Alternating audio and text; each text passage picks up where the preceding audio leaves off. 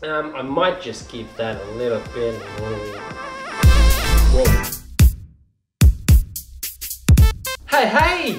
You came back? So welcome back to my kitchen. If you recall from the last episode, for those of you who did watch it, and for those of you who didn't watch it, links and stuff appearing wherever they need to be, we were over there and we were just discussing stuff, and that led to me talking about this episode where I'm going to show you a crazy coffee apparatus called a siphon filter. And here it is. Here is this mysterious wonder of coffee making. So a really brief history lesson and about the apparatus. It was created by a French person, I believe, somewhere in the early-ish 1800s. And that was at a time where sorcery and witchcraft was still greatly believed in. And it makes sense because this thing is powered by sorcery and witchcraft. I'm not going to get into the science of it. It's got to do with cold and hot going up and going down. But I'm going to stick with the sorcery and witchcraft because I honestly think that's probably what powers this thing. So in a nutshell, what is it? You've got this bad boy here, and this is where your coffee grounds go, and this is where all your magic happens, all the brewing and the conjuring of the things and elements combining to create the coffee. Inside it, you've got the filter. This filter simply is a bit of like a cheesecloth type of material, and it is sewn to the back of this metal sort of plate here with holes in it. It's got a spring, another bit of wire with a little hook sort of thing on the end of it, and a chain to hold on to. The reason why it's got that is because you need to create a seal inside this, but you also need to be able to remove it to clean it and, you know, eventually replace it. Oh, come on. And you go. You take your little spring clip and it hooks onto there, you got your seal. So, I don't know what its technical name is, but let's just call it coffee chamber thingy number one.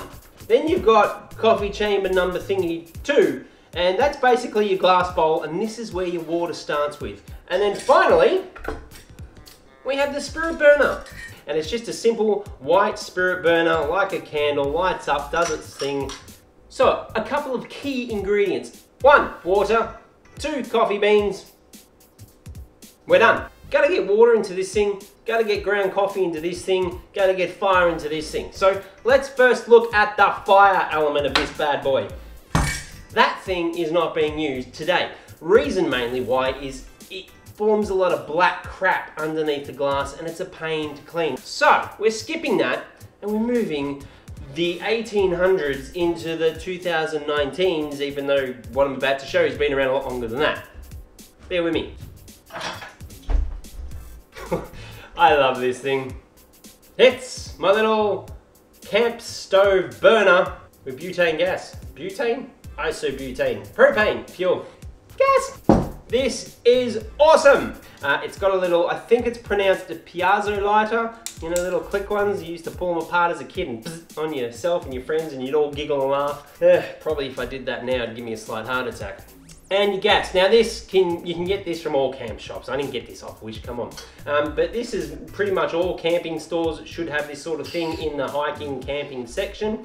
Just screws on like that. I mean, this looks so much better now than it did with this little thing. Yeah. So the next thing we have to do is get water into the bottom bowl here. Now there's 2 ways you can do this. You can just simply put cold water out of the tap, or you can put some hot water in there instead, straight from the kettle, and your boiling time is cut down by about 90%. I think today though I'm going to do the cold water just to show you a bit more of that process. So let me get that done now. I was going to try and find a nice fancy capsule to pour it in, make it all scientific. I wouldn't even know if I've got one. So I'm just going to fill this thing up at the sink. Now, disclaimer, there is lots of YouTube videos out there showing you the best method to making coffee using one of these. I'm not going to do that today. I'm not going to follow all the specific rules and regulations, get the ultimate cup of coffee, because I don't need to achieve the ultimate cup of coffee. I'm just happy with coffee, you know? So the next thing we have to do is coffee grounds. I have to pull this away because I don't have the space to have some glorious bench and all that with the camera height right. I ain't got time. So I'm just gonna quickly put this down and we'll bring up the coffee grinder. All right, I hope you're ready for this. Man, this thing is ridiculously heavy. What do you reckon? It's a bit of a ride, eh? Oh, you give me nightmares. It's all cast. I believe this is all cast iron. It's got a little bit of plastic here, plastic there obviously, and you know, plastic. It's got a bit of a magnet in here to catch any metal fragments that might come off the grinder itself. I don't know whether that is normal for a lot of conical burr type grinders, or they've just stuck it there because they know this piece of junk's gonna fall apart and you'll end up eating metal. But it's on there, which gives me that little bit more extra comfort knowing I can use this relatively safely. Know where I'm going with that? Coffee! Okay, so last episode you saw that I took my son out to the ginger factory and I stopped off for a coffee at the beginning of the episode.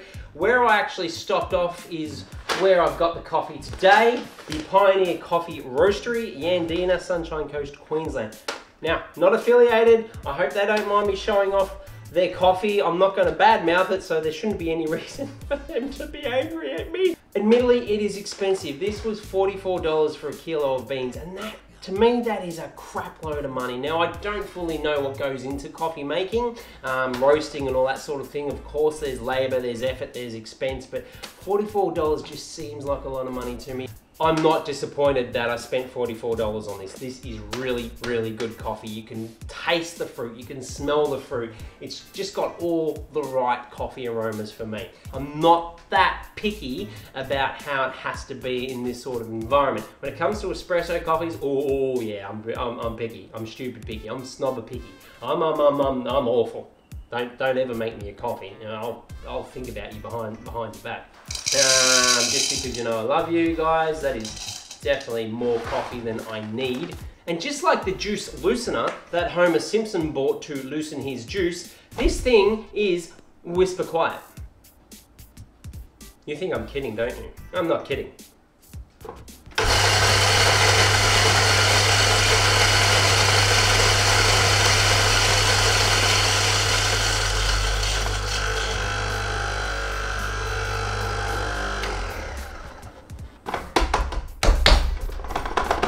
Get rid of this. Thank you for your service today. And so I'm just going to put this in like this. I could pour it in, but I'm me and I'd make a mess. This is the fun bit.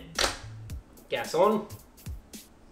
Whoa, too much. Ah, too much. Little bit.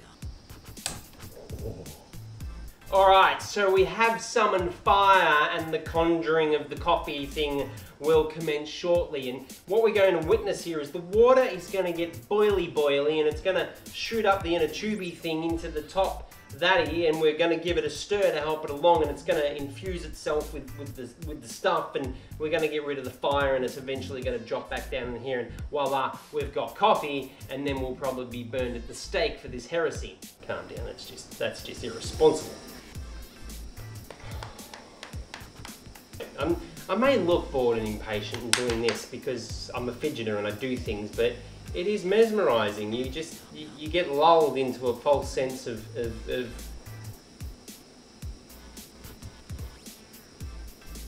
get excited. If you want to applaud at home and encourage the little guy, you know, I'm sure it'll appreciate it. Here we go, ladies and gents.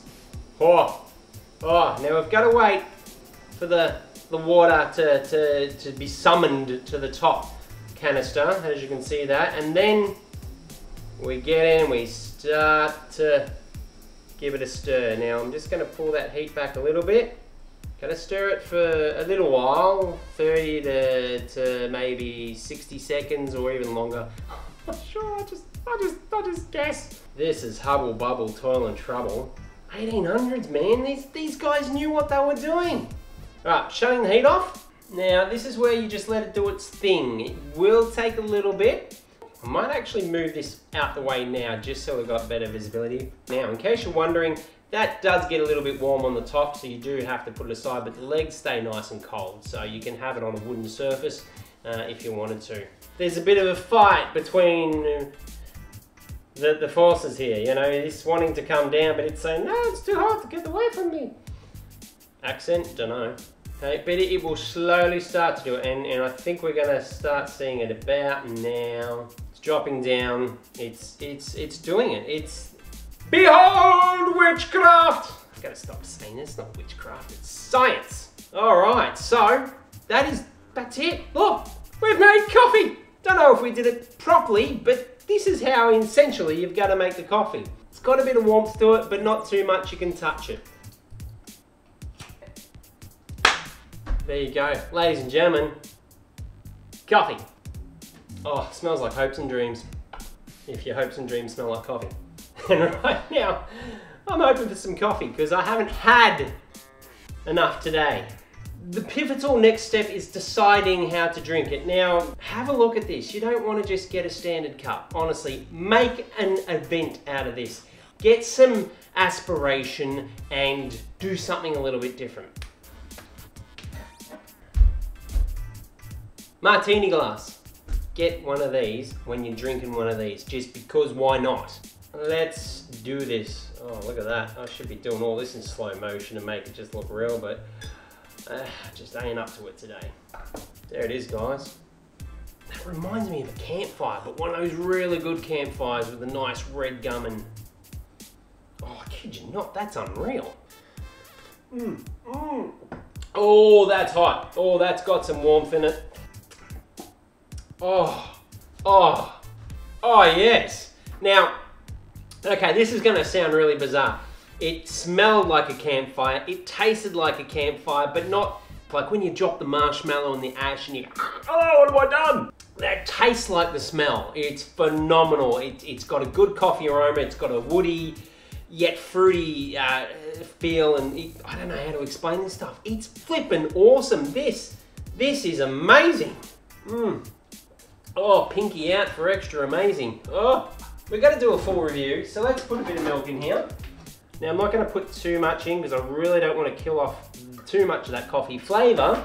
Okay, so the smell has significantly changed now that campfire is gone, because Guernsey milk is very creamy, so I can smell a bit more of that. But now it's very reminiscent of a Vienna style coffee, which I do enjoy those.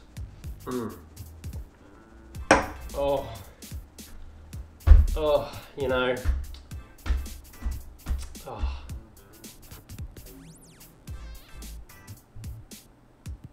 It is still very good. I got to admit, for that type of coffee I had, I did prefer the black, just because it was campfire. It was homely. It was holiday. It was nostalgic. It was amazing. It was a phenomenal experience. I need to have that experience again. Oh, shut up and give me more.